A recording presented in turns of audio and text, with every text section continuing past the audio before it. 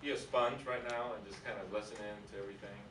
And I hope I could provide some perspective to you, because I was exactly where you are now 20 years ago. I'm aging myself. In 1992, I graduated out of high school. So most of you guys graduated in 2013, 14, I guess. And if you recall, in 2000, about 20 years ago, your parents might recall this if you're in the United States. There was a tragic event that happened in LA. You might have heard about that. It's called the LA Riots, and in Korean people call it Haigu, right? And you didn't have that in your lifetime. You did have 9/11, tragic event. Those type of events, unfortunately, kind of spurned some of us, and spurned me to get more involved in civic activities and public service. And what I thought is, tell me something about some of your previous speakers. What type of speakers did you have? Go ahead. Am I the first? Yes. Oh, great, it's even better. I'll tell you something. I know your parents want you to be successful in life. I think your parents probably want you to go to college and get a good education and become a successful professional. Am I wrong about that? Am I right or wrong? Right? Sometimes they push you really hard. You got to study, and things like that, right?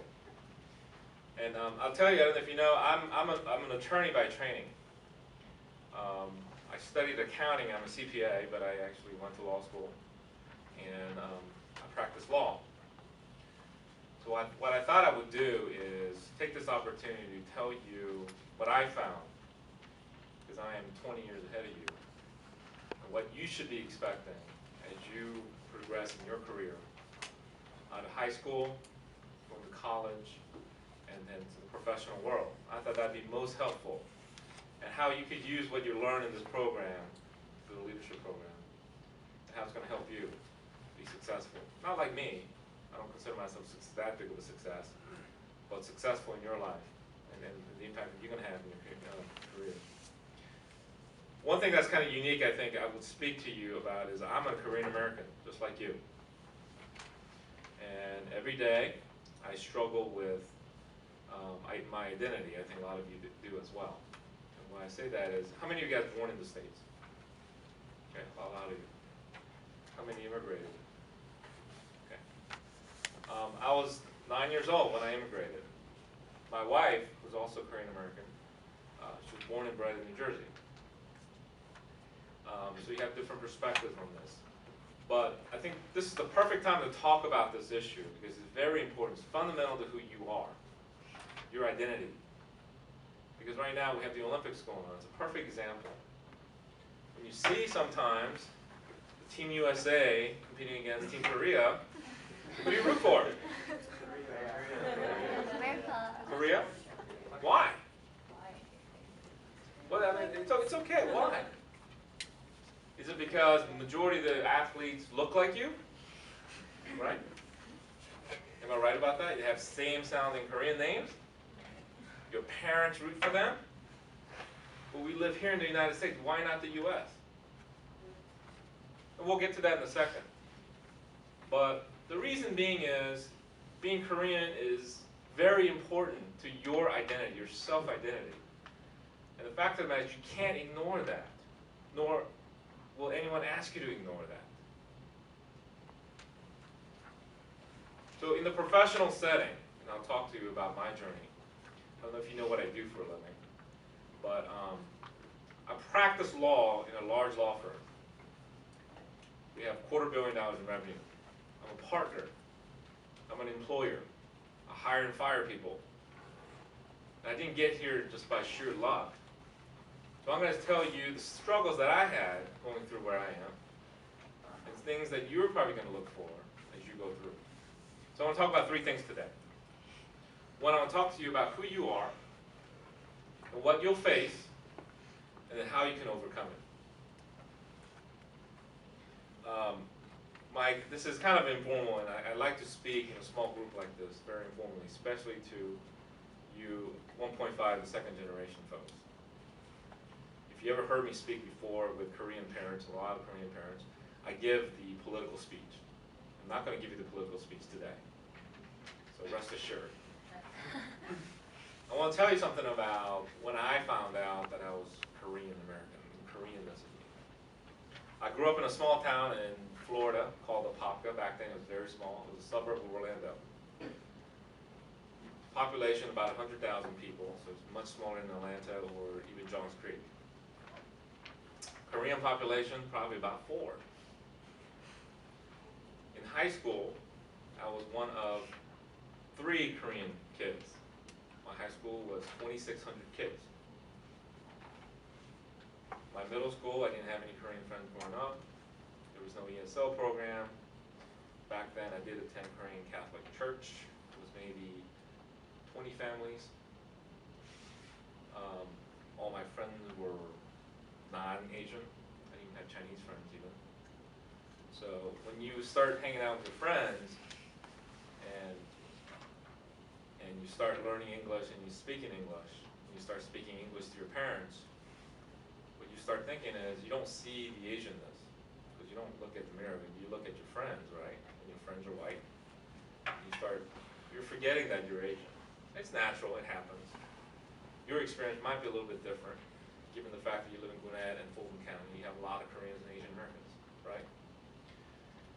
So, fast forward to my senior year. I've always dated white girls growing up. It's kind of funny that I actually ended up marrying a Korean American, but I had a girlfriend that went to another high school, and she was very pretty. I really liked her, you know. And what ended up happening was we would obviously, since we go to different high schools, and we didn't have Facebook or Twitter or Skype or what's that program on iPhone these days? FaceTime, right? Didn't have anything of that. So you would see each other maybe just on the weekends. You don't know what's going on. So she would come over, we hang out with my friends all the time. And she was my prom date and everything, which was great. And I think they have it here too. Every senior class, they have this field trip at night to Disney World. I think they go to Six Flags here. It's called Grad Night. I don't know if you guys ever did that, right? You heard about that. So we go to Grad Night, and I'm sitting there. We're sitting in front of the Mad Hatter's teacup ride. I don't know if you guys remember those teacup ride. There's a bench right there, and we're like, hey, she's like, oh, your friends are so cool. I'm like, I know. I think cool. And then it just hit me. I said, hey, why don't we hang more with your friends? And then the answer she gave me kind of changed my life. She said, she was trying to put it gently. She goes, well, I don't know if you could handle the fact that you're different. I don't know if they could handle the fact that you're different. And that's what she said. And I said to myself, like, well, wait a second, because I never saw myself as different, right? But at that moment, for some reason, it just kind of shattered everything I knew. That's who I am, because I always thought that I was sane with my friends, because you don't see the Asianness. It was just that one moment, for some reason, it just completely changed my perspective of the world. Well, if you think about it now, it's because it's the fact that she thought she couldn't handle the fact that I was different, not necessarily that her friends could. And you can kind of get over that. But the moral of the story is, it changed my perspective on who I am. That was the first time I felt like I was an Asian American. Prior to that, I always felt like I was American. No difference. Maybe the food's a little different than I eat at home. So ever since then, I realized I've struggled with this. I too rooted for Korea during the World Cup, in the Olympics. There's an innate desire to identify with people who look like us, who speaks like us, enjoy the same culture and things like that. But in America, right, for some reason, despite the fact that we being Asian Americans and Americans, that we're perceived as somewhat of an outsider. You may not feel that way in your high school. How many Korean kids are in your high school? A lot, right? I think Chattahoochee has a whole bunch. North Fulton probably has. But the fact of the matter is, you're right now in a sheltered environment. Because when you go to the professional world, You're going to have your concentration of Korean American friends going to different professions.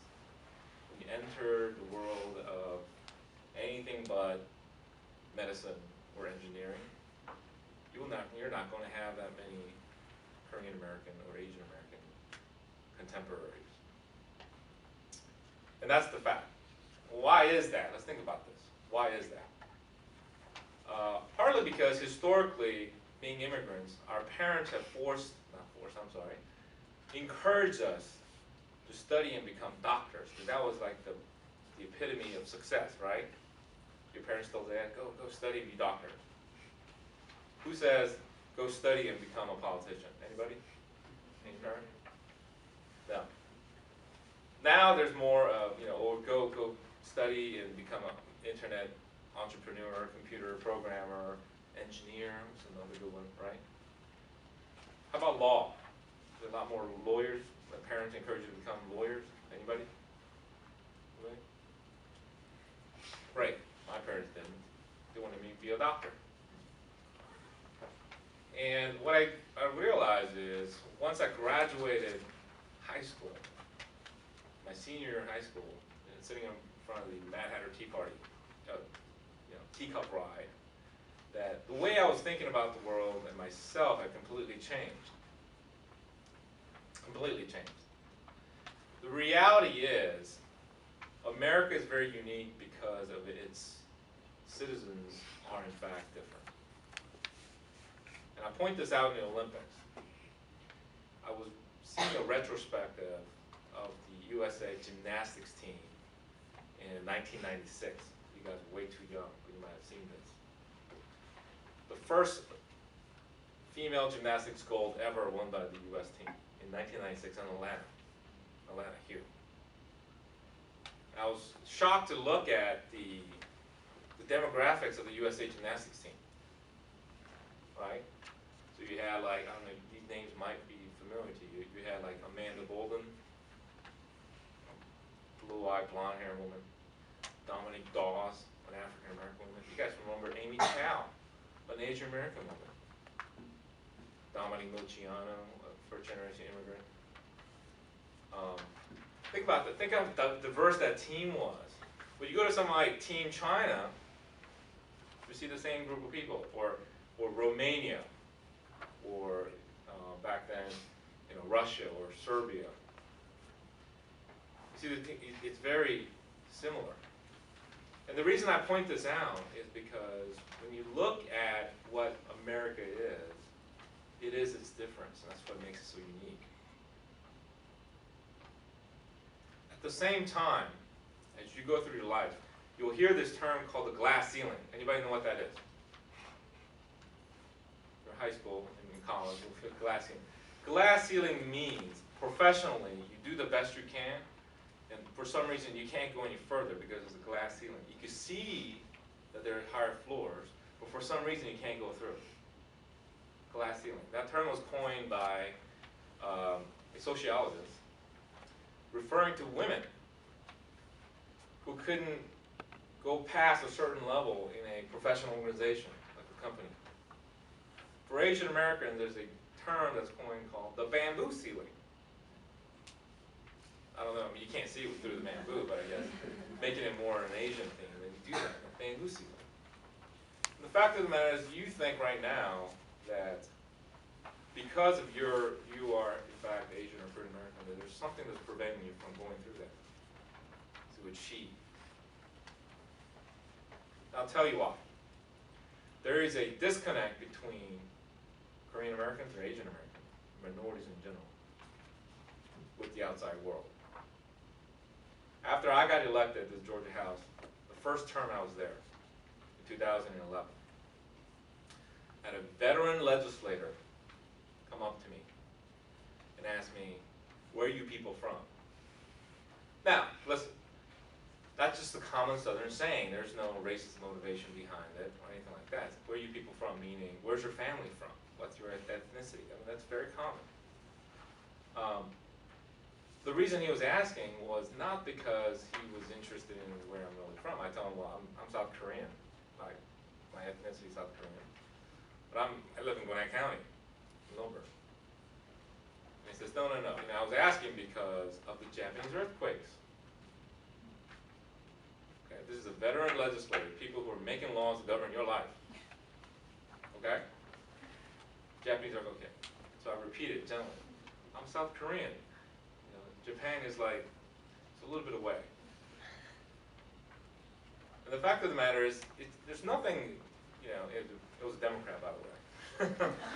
Not a Republican, a Democrat. The fact that there was no malintent or something bad about his motivation. What he demonstrated was that he just didn't know. And he's from South Georgia, and the question is, how would he know unless you told him? Right? There's a misunderstanding between groups. When I started as a young associate at a large law firm here called Alston & Bird.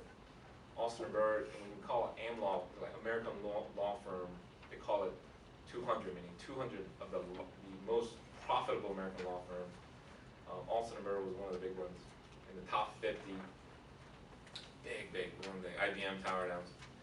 And I was an associate there. I started, and one of the things bad with business casual, when professionals start wearing not suits but business casual to work, cool and lawyers, you can't tell who's who, right? If you're an attorney, you would think that you wear a suit. So I got an assignment with it from a partner, from our higher up. So I went to a different floor that I usually don't sit at. I go there looking for a partner. I look like I'm lost because I've never been on that floor before. There's a secretary that came up to me and said, "Hey, are you from dispatch?" I called downstairs about my keys in the car. And the reason being is they've never seen an Asian American lawyer in that firm before. Fact of the matter is that firm has 900 lawyers now. Back then it was about 300 lawyers, and they really didn't have any Asian Americans. So the perception is I wasn't an attorney. Now I could have gone, and be mad about that and say, "Oh, those racists." The fact of the matter is they were never exposed to that. So every time I went down there, I generally said, "No, I'm not from dispatch." I didn't tell her who I was. But every time I wore a suit, I went down there just to let her know, But there's a reason I bring these stories up. Times are changing. But there are people who are not used to seeing us in non-traditional professions and roles. That's the challenge you're going to have. When you go to a hospital and wearing scrubs, people are going to assume you're a doctor. I guarantee it. Maybe you're not a doctor. Maybe you're a nurse. A lab technician. Doesn't matter. Because there's a dichotomy here. There's some people who are non-Asian who think that you are the model minority. That everybody's good at math. Anybody good at math? I wasn't. Anybody else good at, I couldn't draw, I'm not good at music. But there's a myth out there that your SAT scores have to be, what is it now, 3,600 was perfect? There's a myth. There's that one side. And then there's actuality. A lot of us, we're just like everybody else. We struggle. The same thing. Some people can't do calculus. They still can't do calculus. So how do you reconcile that in a setting where then people don't have enough information about who you are?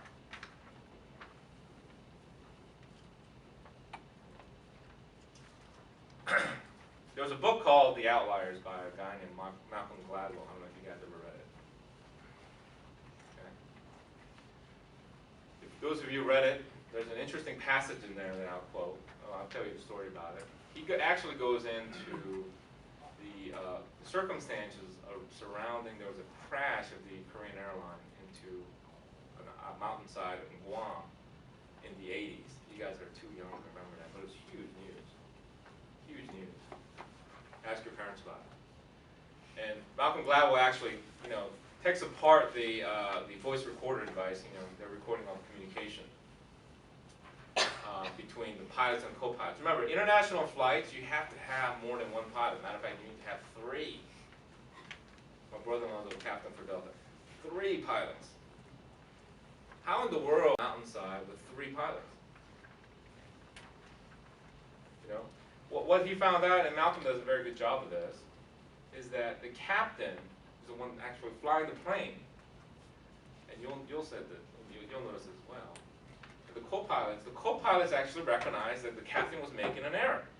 And then he described why the captain actually didn't have enough sleep the night before. He was making an error. And instead of correcting the captain, saying, pull up, the co-captains and the pilot just sat idly by. Now, who would do that in here? No? Maybe not? Well, let's think about this from a cultural context, okay? Your parents will probably talk to you about, even if you're born, a minute later from your sibling, if you're a twin, you still have to call that person Anni or Oppa, right? We're young. Am I right about that? What about people who necessarily just graduate from the same high school that you did, but a little earlier? You have to call them 선배님, right? Am I right about this? You have to give a certain amount of respect to them, because in a Confucian society like we've grown up in culturally, we respect the elder. Sometimes it doesn't matter if our parents are being absolutely unreasonable. It's unfathomable for us to question that authority. Am I right? You don't talk back to your grandparents even though they may be senile, right? Apart from being just being respected. So that's what's going on here in that plane crash. The captain was making a mistake, but because we're culturally programmed not to question someone who's more senior, the co-captains didn't call him out on it until it was too late. And then, boom, we crashed. And a lot of people died on that plane. And the reason I point this out is this. Let's take an example, all right? How many brilliant scientists, Dr. Pak, Dr. Kim, do you know that works at the CDC or a researcher at a large corporation? You guys know, you guys related to them, who live in the United States, they're professionals. Am I right about this? You guys know a lot of people who are very smart, very brilliant, right? How many of those people are in middle management today? They're brilliant. Why aren't they running the corporation? You ever ask yourself that? Man, this guy is a genius. He's going to find the cure for AIDS. How is he not on top of the food chain? Why is he stuck in middle management? The reason being is they're culturally programmed to just work very hard, right?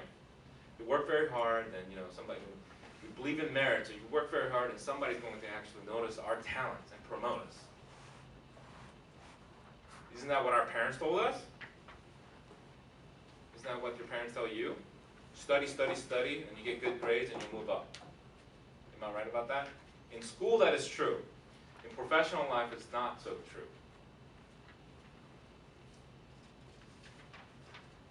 In February of 2012 article, a magazine called Diversity Inc. For those of you who don't know, Fortune 500 is referred to as the 500 most profitable companies. You'll see some of the name brands of that, right? Coca-Cola, General Electric, Yahoo, Google, all these big companies that right? So there's 500 of those companies, okay? I want you to know, in 1995, do you know how many non-white CEOs ran the Fortune 500 companies? Take a guess. How many? In 95, 0. 0. In 2012, how many do you think? Take a wild guess. 200. 5? 19. Today we have 19 non-whites running Fortune 500 companies. Okay? Now how many of those do you think are Asian American? 0. No, that's not true. 5. 3 is close. 2.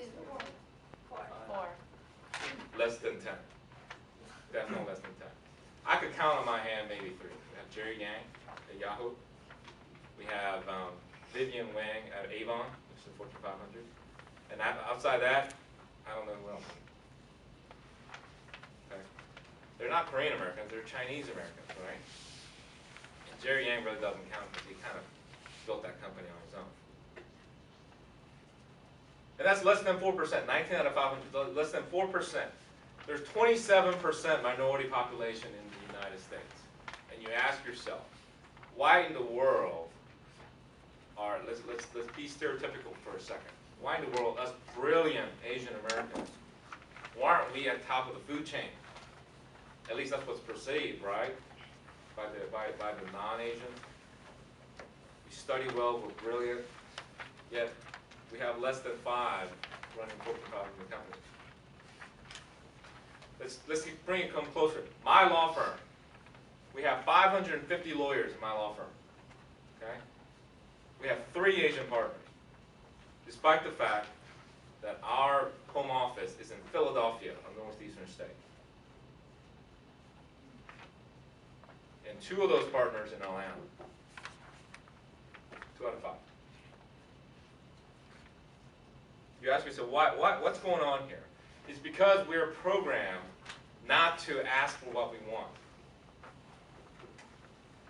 There are some areas that we are in fact getting ahead. And the younger generation know this, right?